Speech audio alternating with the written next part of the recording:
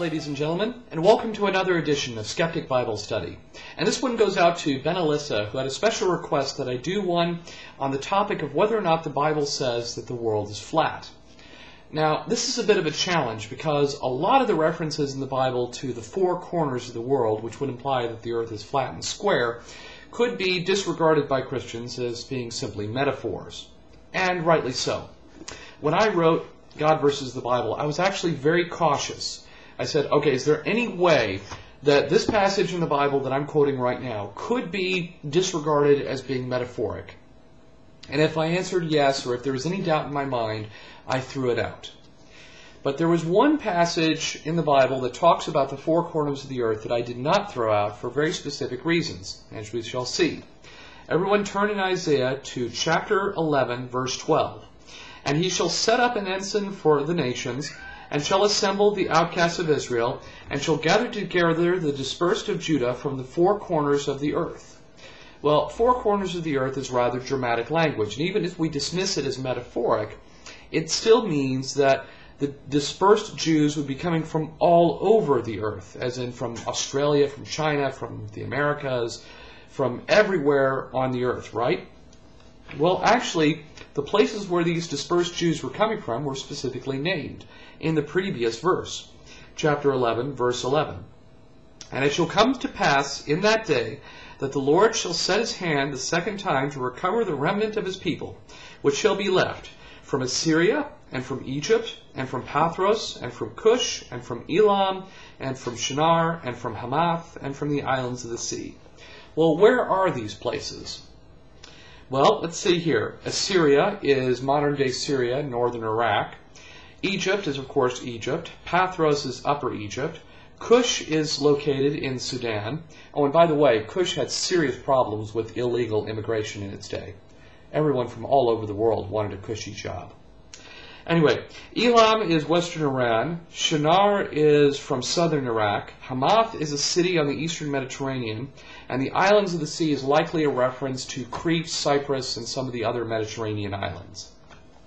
So, as we can see here, the ancient Jews had no idea how big the earth was. Their dramatic language of the four corners of the earth actually refers to a very small part of the earth, the Middle East and the eastern Mediterranean region. So what that tells me is that not only did they believe that the earth was flat, but that the earth was very small. They had no concept, and therefore could not have possibly been talking to God.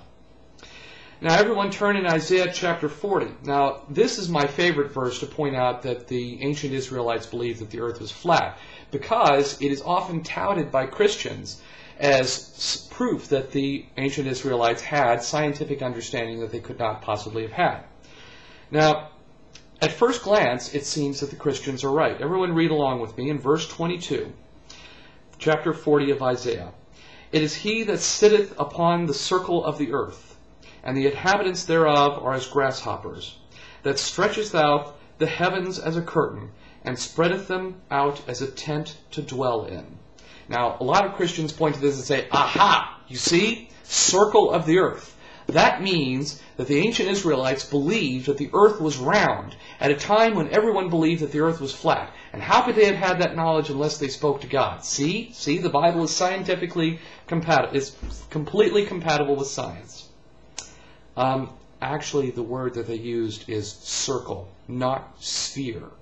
And circle does not necessarily mean sphere. And the actual Hebrew word that they use does in fact mean circle and not sphere.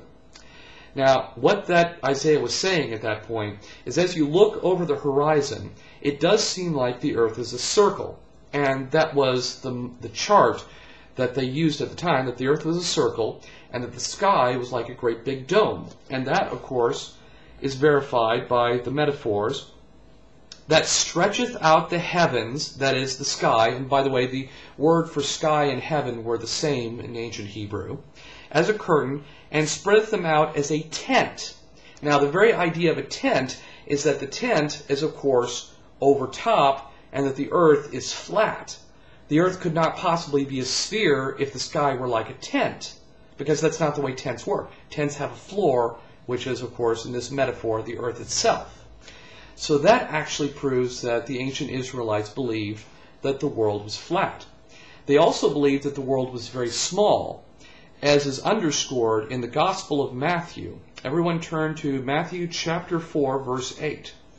And this is the part after the wilderness where the devil is, or during his 40 days in the wilderness, where the devil takes Jesus up to the top of the mountain. Again, the devil taketh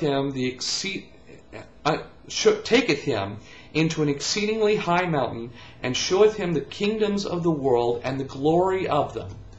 So, in other words, the devil was showing Jesus all the kingdoms of the world, which were viewable from on top of this tall mountain.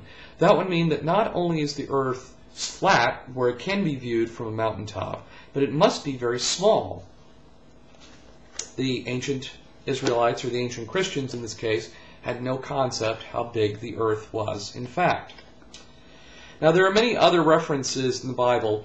There are 6, in fact, that I quote in God versus the Bible about the pillars of the earth, or the foundations of the earth. This idea that they had at the time that the earth was fixed in place. Everyone turn to 1 Samuel chapter 2, verse 8. He raiseth up the poor out of the dust, and lifted up the beggar from the dunghill, to set them among the princes, and to make them inherit the throne of glory. For the pillars of the earth are the Lord, and he hath set the world upon them. So in other words, their view was that the earth was resting upon pillars. But of course we know that the earth does not rest upon pillars. It's a spherical rock floating in space, completely unsupported. And there are another 5 references in the Bible along those lines.